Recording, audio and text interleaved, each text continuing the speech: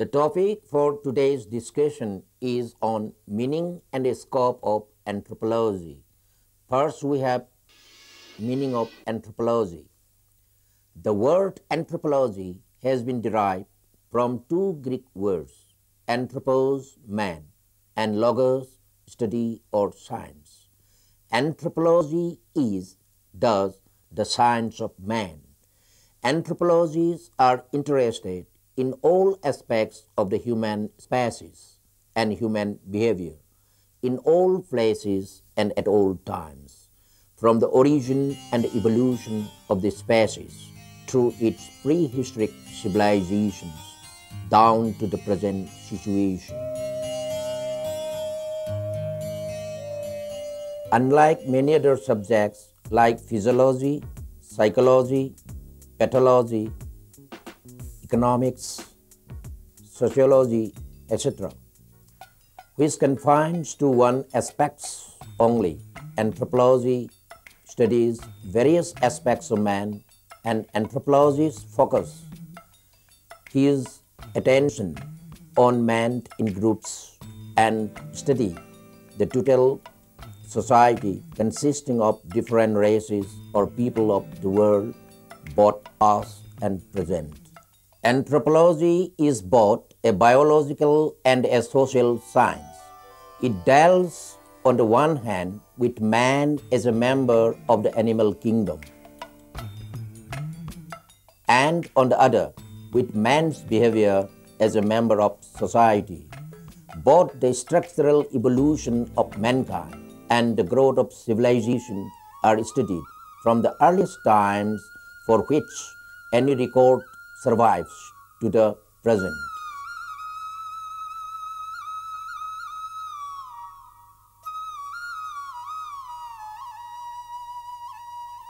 Similarly, in his concern with the contemporary human groups and civilizations, the anthropologists place particular emphasis on comparative studies. Scope of anthropology. Anthropology has two main branches, physical anthropology, cultural anthropology. Physical anthropology, it deals mainly with human biology, human evolution, human variation, human genetics. Human biology.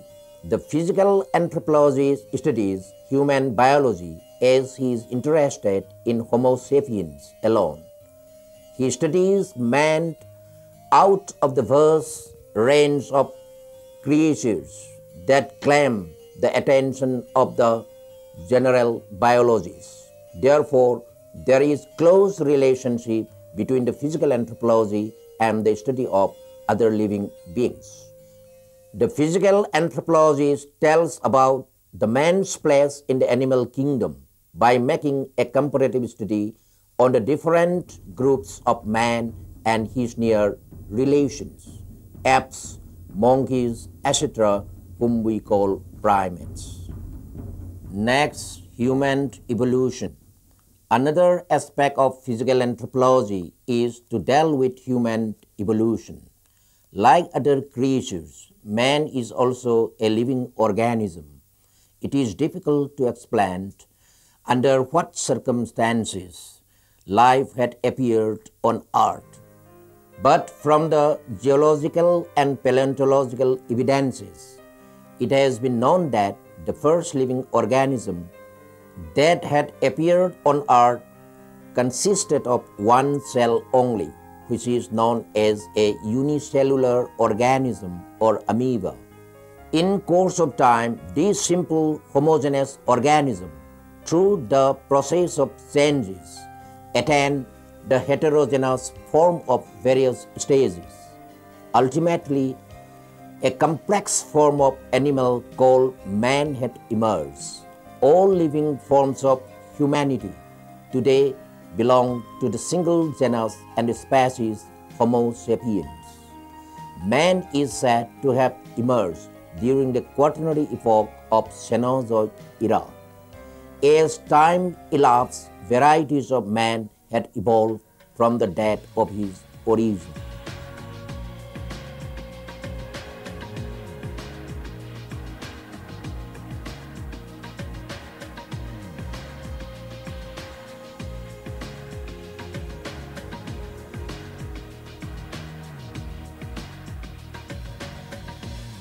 Next, we have human variation. The physical anthropologists, after having studied the origin, development, and place of evolution of man, focuses his attention on the study of the different varieties of man. Outwardly, though all men appear different, they have some common characteristics and belong to the species Homo sapiens. However, it is generally found that the common hereditary features which one group of people exhibits do not resemble those of other groups in various ways. Each of these groups is designated as race. Here we have first one is Caucasoid group, second one is Mongoloid group, third one is Negroid group. Next is human genetics. The methodology of physical anthropology has now been changed. The days of descriptive stage are gone and the analytical stage has taken its place. The classical physical anthropology was mainly interested in the classification and not in the interpretation. In recent times, however, the attention of physical anthropologists has been diverted to genetics, a branch of biology which deals with descent, variation, and heredity. They now study the blood types, differences in musculature, etc. They also study the group differences in times of sexual maturation, in growth rates, and various disease immunities. Next, we have other studies of physical anthropology. First one is demographic anthropology, which is directly related to fertility and mortality. There are various factors, including hereditary and environment, that influence fertility and mortality. These are studied by the physical anthropologists. Next, pedagogical anthropology. There is another subject called pedagogical anthropology, which is directly concerned with education. In various educational fields, pedagogical studies are utilized by many advanced countries. On the whole, the physical anthropology is highly a specialized branch of anthropology. Next, we have cultural anthropology. There are almost as many definitions of culture as there are scholars. In order to understand culture, one must know the steps by which mankind has transformed itself from an instinct-dominated anthropoid into a culturally adaptive human being. Cultural anthropology deals with learned behavior characteristics in past, present, and future human societies. The main fields of studies under cultural anthropology include prehistory archaeology, ethnology, and ethno-linguistics. Prehistoric archaeology. It is now a specialized branch of cultural anthropology. The prehistorians, with their pick and shovel, have been contributing much to get the first-hand knowledge about the extinct people and their cultures and the past phases of living people. They enlighten us with how the prehistoric people cope with the natural setting by making tools and implements, weapons and other necessary equipments in order to serve their biological and psychological needs, such as food, clothing, art, etc. Prehistoric archaeology has also been helpful in finding out the sequence of culture and dating the past by adopting the various methods such as stratigraphy, radiocarbon methods, etc. There is another scientific discipline called paleontology, which is closely associated with prehistory and is helpful in studying the extinct races from their fossilized forms. It tells us how the modern races have evolved from extinct fossil races. Technology, which is the study of the techniques of making material objects such as utensils, clothes, houses, canoes, etc., is an important aspect of culture of the past, and this is being studied with the help of prehistoric archaeology. Next, we have ethnology. Ethnology is another field of study under cultural anthropology. It makes its appearance as a recognized branch in about 1840, and it developed well during the next 100 years. It makes a comparative study of the cultures of the world and emphasizes the theory of culture.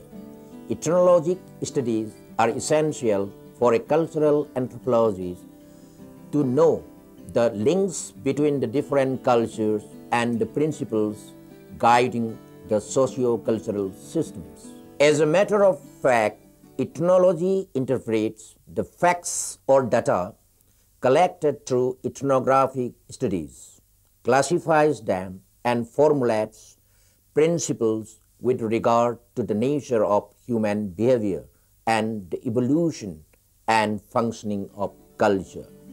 Ethnology includes in its fold economic anthropology, social anthropology, religion, art, musicology, and recreation, folklore, etc.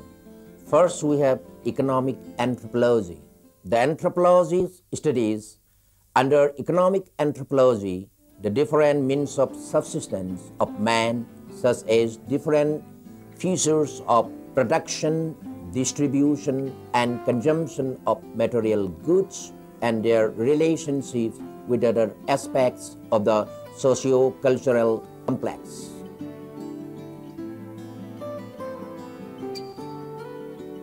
Thus, the anthropologist studies what man produces, how he produces, what and how he consumes, and what and how he distributes or exchanges. He also analyzes how far the economic factors are responsible to the growth of socio-cultural system of a people. Next is social anthropology. Man is a gregarious animal and lives in a society, so he has to adapt to the social environment and learns to live in social cohesion. A man is born in a family, the smallest unit of a society, and he is socialized through it. As a society is a web of social relationships, a man is tied to the society with various strings of social relationships.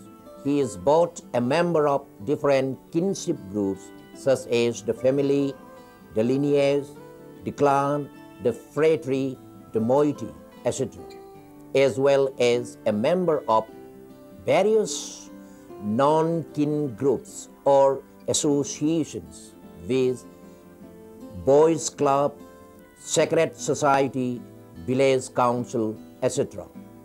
Man is also involved in social institutions such as marriage, government, law, etc. So, in adjusting with social environment and to keep the society in continuity, one has to abide by the various laws and customs formulated by the society. Culture exists to make the society survive, but without the existence of society, culture has no entity. Next is religion. It is a psychic reaction and adjustment of man to the supernatural world. Man could not explain why the earth, the sun, the moon, the stars, fire, water, and others exist, etc. Man also did not know what causes storm, and thunder, earthquake and volcano, drought and floods, life and death, and also question why man suffer from diseases. His curiosity about many natural phenomena make him think and believe that there were some supernatural powers in the background by the action of which these phenomena had come into being. Man believed that of these supernatural powers, some were benevolent and some harmful, and so he performed some magico-religious rituals in order to propitiate those powers. These rituals were generally performed by specialists called shamans, who were religious practitioners. The shaman deals with spirits and has the power either to cure or to do harm. The priest worships gods for the welfare of man and acts as an intermediary between gods and man. Thus, the anthropologists study the varieties of rituals connected with different beliefs and practices found among different groups of people living in different parts of the world.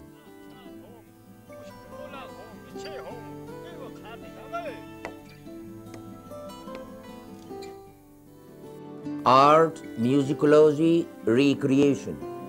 By adapting to the natural, social, and supernatural environments in order to satisfy his biological, social, and spiritual needs, man wants to undertake such other activities as would give him some satisfaction and relaxation. That is why man took to art and recreation, such as songs and dances, folk tales, and various other intellectual pursuits. Next is folklore. Folklore may be treated as one of the branches of cultural anthropology, though it has also been treated as a separate discipline. It is a science which deals with the survivals of archaic beliefs and customs in civilized peoples. It not only embraces everything relating to ancient observances and customs, notions, beliefs, traditions, superstitions, and prejudices of the common people, but also folk songs,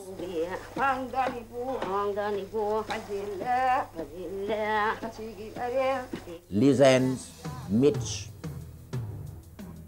folk music, and folk dance, as well as folk drama, belong to the sphere of folklore.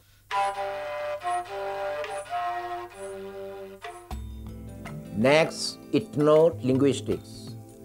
It is the study of human speech, both dead and living languages and dialects of the different groups of people of the world.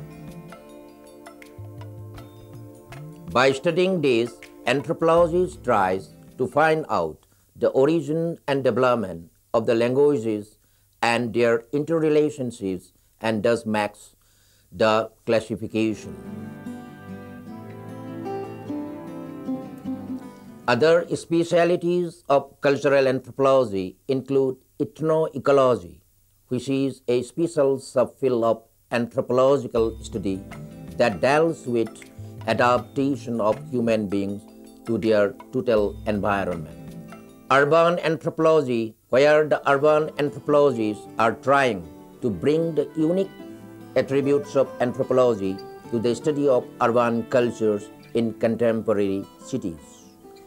Political anthropology, which is the study of primitive and the colonial system of politics. Applied anthropology and action anthropology, which deals with various applications of anthropology. Some of its applications are anthropometry, or the science of measuring the different limbs of the body, which is an inevitable part of physical anthropology, and with its help, various measurements of the limbs of the body are taken so as to know the proportions of the limbs. With this knowledge, the physical anthropologists can advise in respect of seating arrangements in aeroplanes, railways, classrooms, offices, etc. Physical anthropology is also useful in detecting criminals. With the knowledge of foot and hand prints, it becomes easier to detect criminals as the types of foot and hand prints are never seen during a man's lifetime. Similarly, analysis of hair texture and blood groups also help in detecting criminals. The services of the cultural anthropologists are useful for planning development programs, for successful implementation of prohibition, family planning, adult education, and various other development programs.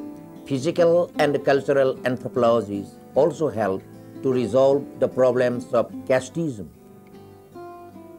communalism, racialism, etc. Another applied anthropology is action anthropology. The term has been coined by Saul Talks. According to him, an action anthropologist studies the processes of change in the society and helps the people study the adverse effects of change and guide planning in such a way that people do better in the process of change. To sum up, looking at the vast scope and nature of anthropology, one can conclude that the discipline is not an idler's pursuit, nor is it a study of queer customs of the savages or digging for the remains left by the prehistoric people, as was commonly misunderstood. Perhaps it is a well-defined science which tells us about the various aspects of the life of man, physical and cultural, from the time of his origin till the present day. It is becoming lovelier day by day.